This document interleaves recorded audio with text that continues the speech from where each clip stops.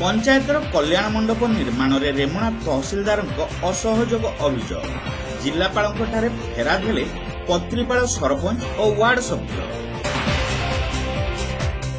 पंचायत स्तर में कल्याण मंडप निर्माण में राजस्व विभाग कटकणा विरोध में रेमुणा पत्रीपाल ग्राम पंचायतर सरपंच चित्तरंजन बेहेरा जिलापाल ऑफिस सम्मुख में धारणा देते। अभियोग मुताबक पंचायत कल्याण मंडप निर्माण पर सरकारी अनुदान मंजूर सह प्रकल्प मध्य अनुमोदन पाई।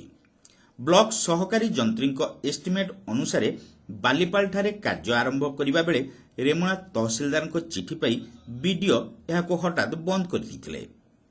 नहीं समस्त वार्ड सभ्य रेमुणा तहसिलदार कार्यालय सम्मुख में धारणा देते। सेतेबेले आलोचना करी समस्त पंचायतर निर्वाचित प्रतिनिधि दाबी अनुसार सेठारे कार्य कराजिबो बोली तहसिलदार प्रतिश्रुति देथिले। मात्र एबे निजर प्रतिश्रुति से अहरी जाउथुबा सरपंच श्री बेहेरा अभियोग करिसेंती। जिलापाल तुरंत एही घटना रे हस्तक्षेप सह पत्रीपाल पंचायत रे कल्याण मंडप निर्माण पई अनुमति देबाकू से और अन्यान्य वार्ड सभ्य माने दाबी करिसेंती। एही परिप्रेक्षी रे सेमानक दाबी पत्र जिलापाल को प्रदान करिसेंती।